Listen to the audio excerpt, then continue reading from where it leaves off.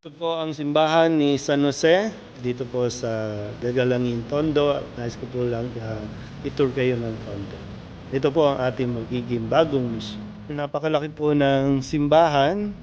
Medyo may katandaan na din po. Ito ay higit 100 years na rin na simbahan. Kaya medyo yan, yung kulay po medyo luma na rin. Medyo kailangan ng pintura, kailangan na po yung mga nagbabakbak ng mga kahoy. Yan, siyempre yung wiring, yan, kailangan po dito. At yung, siyempre, sound system, mahalaga po yung sound system.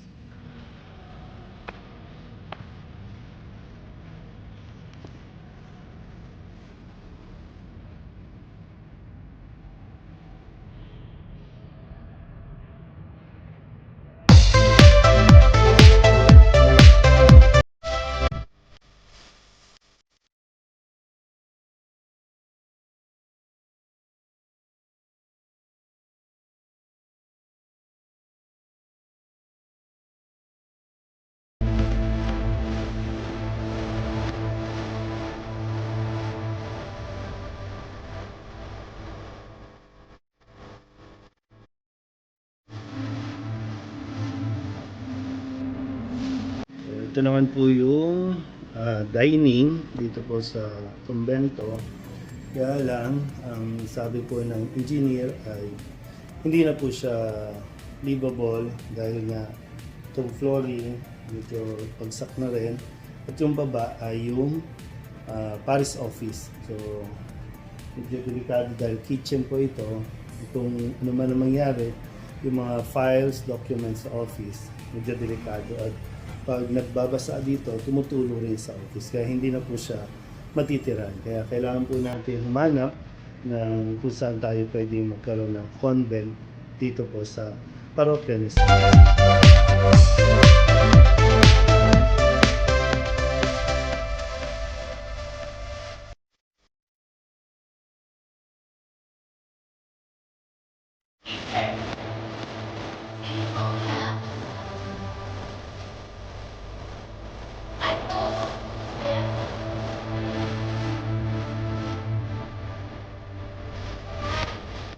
Po yung gilid ng simbahan at sa gilid ay yan. So ito po yung Adoration Chapel. Medyo hindi ko alam kung bakit nakasarado lagi, pero ito po. Dilim. Isa to sa ayusin natin pag dating po natin dito.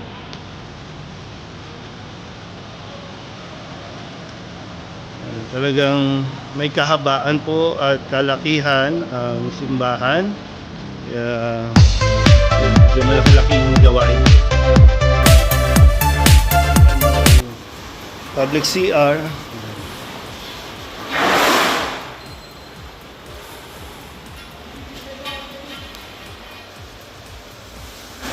CR ng babae. At ito naman ang CR ng lalaki.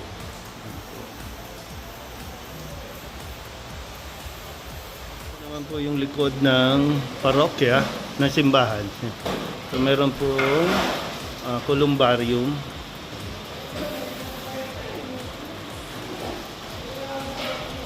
So, medyo nagsisimula na po tayo magpalinis, magpatanggal lahat ng mga basura.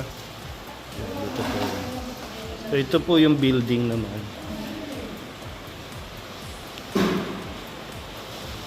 Pasukin natin yung building. So isa po ito sa hallway. Yan, dito po kakaroon ng gathering, El Shaddai, dito din daw po. So ilang mga gamit dito ay kailangan talagang alisin na. Napabayaan lang po talaga kung inayos lang. Ito sa CR, ito yung magiging quarters ng mga staff natin.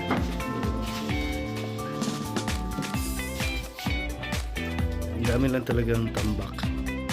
Ipon ng naipon, and mga damit ng San Jose. na dapat ay naka-museum, pero dito lang nagkakaroon na rin ng anay.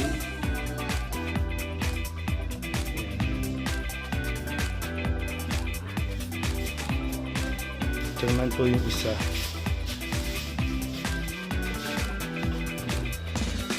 Puro tambak.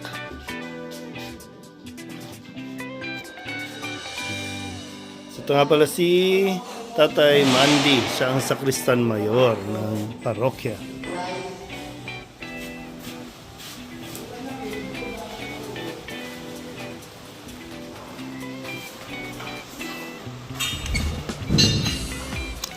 Electrical.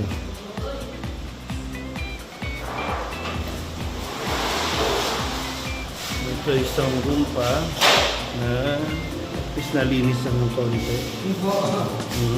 Nagkaya ko muna ito, bakit kung kumanta ka ng pension ko? Ito, para yung mga gamit, binigyan ka natin dito. Sige po. Pwedeng bodega. Paakyat po tayo dito sa building. So ito naman po, siyempre meron tayo. So ito naman po ang kwarto ng dalawang guest priest. So ayusin din natin yon pagdating na, pag okay na. Ito naman po ang kanilang common kitchen.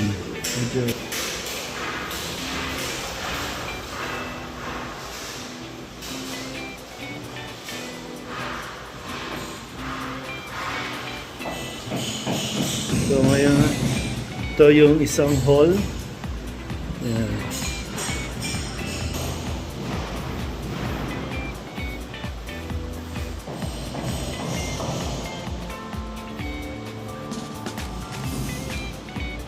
So pinaparentahan to, no? Okay, so ito po ang hallway.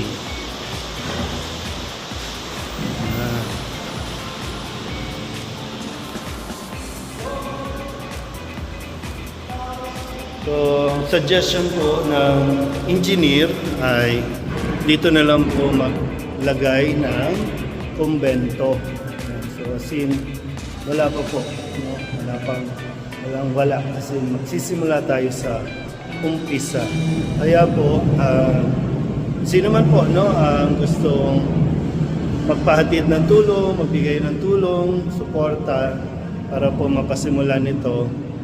Yan. So, kung baka meron po kayong mga kitchenware o kung ano man na po pwede dito.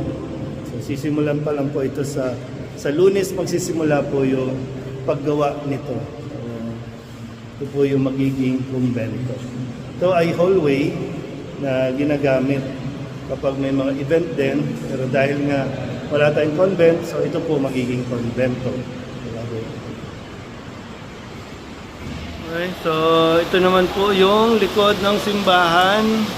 Yan, so dyan po ang nagiging laundry area, yun ang labahan. So kailangan din pong ayusin to. Yan, pwede lang i-landscape. Meron po mga marunong mag-landscape para maging maganda, pwedeng gawing garden po. So ila-landscape nga lang.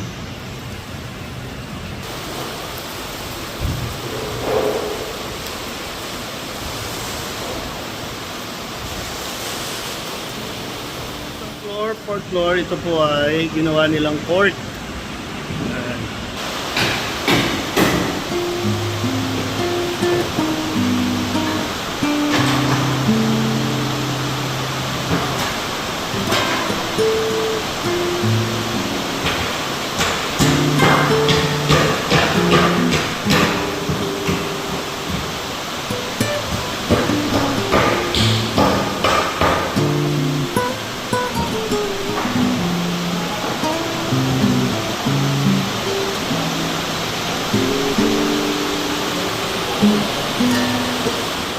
Ito po ang columbarium ng parish. So, pasukin po natin.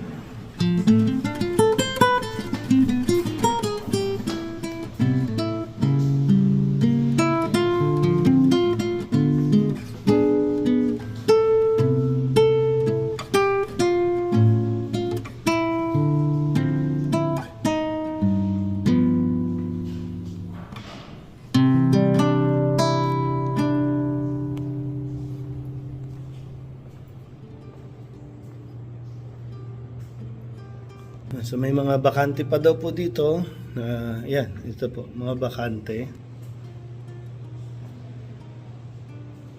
Gusto po at tagahanap ng columbarium, punta lang kayo dito sa parokya ng San Jose.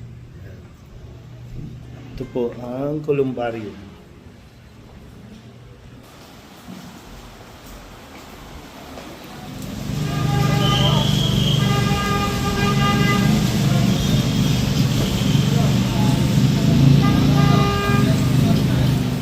Ang simbahan ni San Jose, ang ama ni Jesus. Kaya po, nawa po, mananawagan po ako ulit kung paano nyo pong sinuportahan ang mahal na ina ng pong Nazareno, ang mahal na Birhen ng Soledad. Nawa ay suportahan nyo rin po ang tahanan ng kanyang ama, ang asawa ni Maria, si San Jose. So, sa mga nais po na magpaabot ng tulong, gaya po ng dati, message nyo lang po ako. Yun, so tulungan niyo po ako na maibigay ko po 100% ang inaasahan po sa akin bilang bagong talaga o itatalaga pa lang dahil November 4 po ang start ko bilang Kura Paroko dito po sa parokya ni San Jose. Inaanyayahan ko rin po kayo na pumunta dito, bumisita, magsimba po sa tahanan ng Ama ni Jesus, si San Jose.